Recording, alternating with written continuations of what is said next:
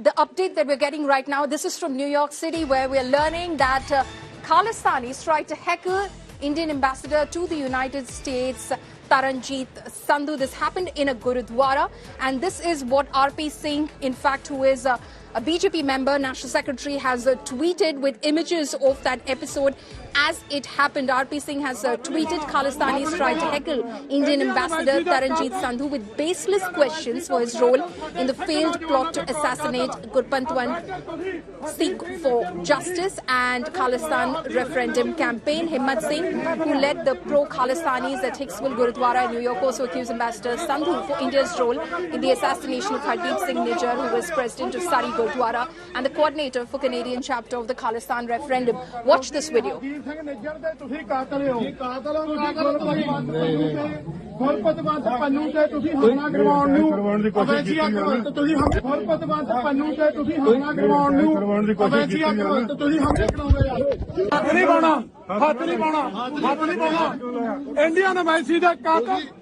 My colleague Arvind Ojha is now joining me for more on this. Arvind, एक और episode इस तरह से जहां पे एक एम्बेसडर को रोकने की कोशिश की गई। पिछली बार हमने देखा था कि हमारे एम्बेसडर जब एक गुरुद्वारा में जाने की कोशिश कर रहे थे तब उनको रोका गया था।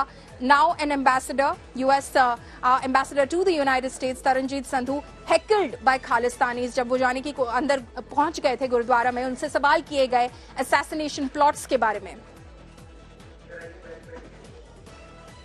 नहीं, बिल्कुल देखिए, और ये काफी अनफॉर्चुनेट है और लगातार चाहे वो कनाडा हो चाहे भारत के बाहर जो अलग अलग देश है वहां पर इस तरह से जो भारतीय राजदूत हैं उनको लगातार निशाना बनाया जा रहा है। सिख फॉर जस्टिस ने इसको क्लेम भी किया है। पॉलिमी में आपको बताऊं, जो बैंड टेररिस्ट ऑर्गेनाइजेशन है इंडियन गवर्नमेंट से, उसने ये क्लेम भी किया है कि जो न्यूयॉर्क सिटी है वहां पर गुरुद्वारे के बाहर जो अमेरिका में इंडियन एम्बेसडर हैं तरनजीत सिंह संधू, उनको हैकल्ड किया गया है। पिछले दिनों अमेरिकी अखबार ने यह दावा किया था कि जो गुरपंतवंत सिंह पन्नू है, जो टेररिस्ट है सिख फॉर जस्टिस का, उसको टारगेट करने की कोशिश की गई थी, लेकिन अमेरिकी एजेंसीज ने बाकायदा उस प्लान को फेल कर दिया था। ये क्लेम था केवल एक अमेरिकी अखबार का, लेकिन इसको लेकर जो खालिस्तानी ग्रुप है उन्होंने बाकायदा, अगर आप देखिए वीडियो में, तो किस तरीके से हैकल्ड कर रहे हैं और कहीं न कहीं ये दुर्व्यवहार